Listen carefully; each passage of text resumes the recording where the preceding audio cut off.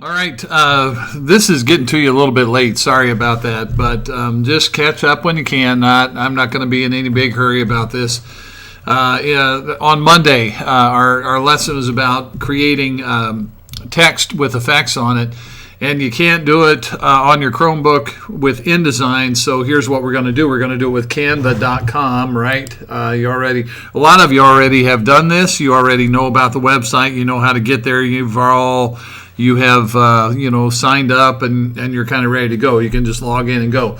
If this is your first time on Canva.com, you're going to have to sign up if you've never done that before. So you would click sign up, and you would just sign up with Google and go through that process. But if you've already done that, you can log in. And you can log in with Google. It's all sign up with Google, log in with Google. You can do it on your Chromebook. So I'm going to log in with Google. It's going to ask me to confirm my account, which I will gladly do.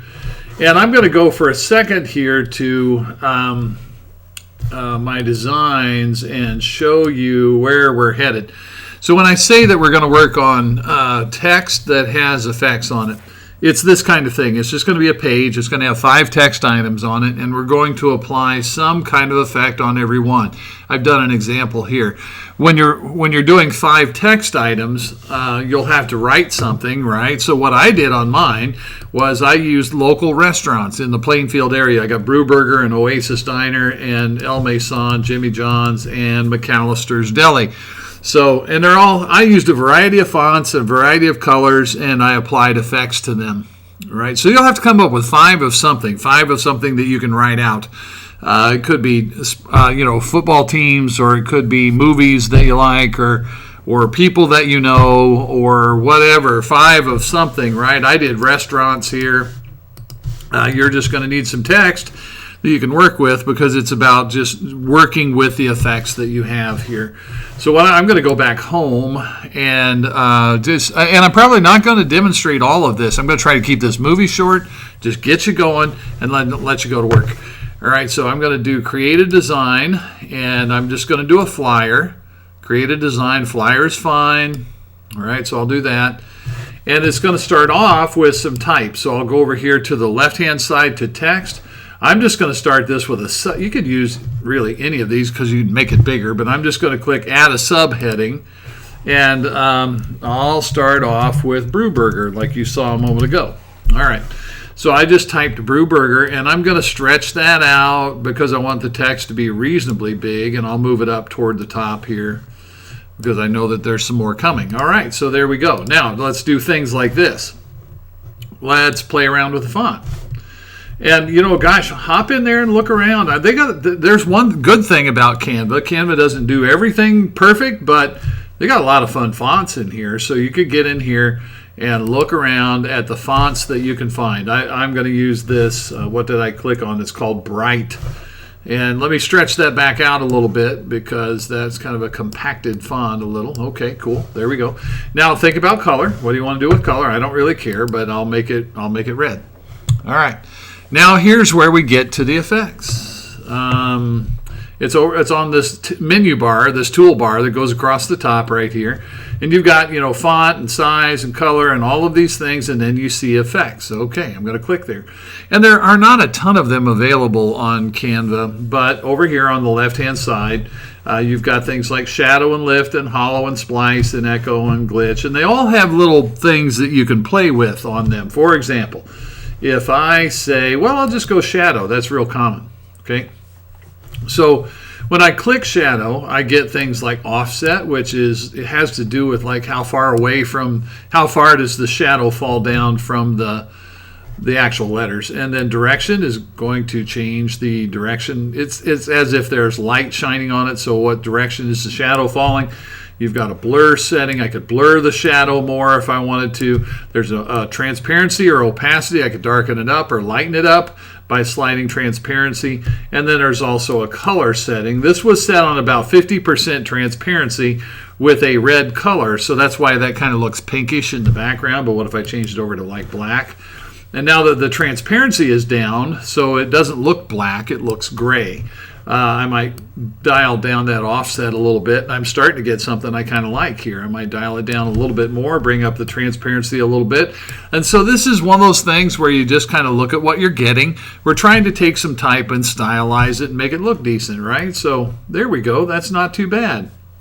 Okay, so you're going to have to do 5 of these. So let's let's move on. I'll click on subheading here. And again, if you want to do heading, that's probably work, or body text would probably work. It doesn't matter that much.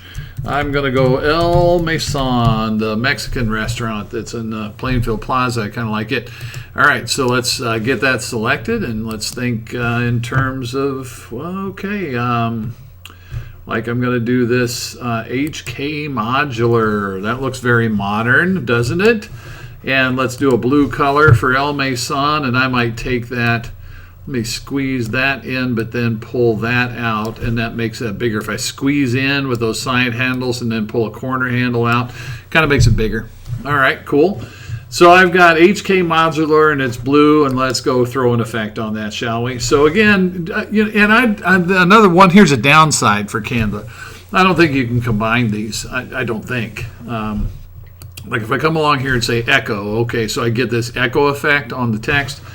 But if I click off of it and then I come back and I say effects and I say, well, let's go hollow.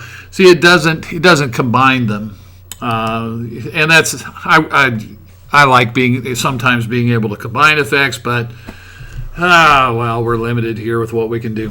So when I go echo, again, I can play with all the things like offset and direction and color, and you get what you get there, right? Take a look at it. It's like there's 3 copies of the letters, and they're kind of falling back, sort of like a drop shadow, except there's multiple copies of slightly different colors, and it's pretty monochromatic. You would describe that as monochromatic because they're all shades of blue, right?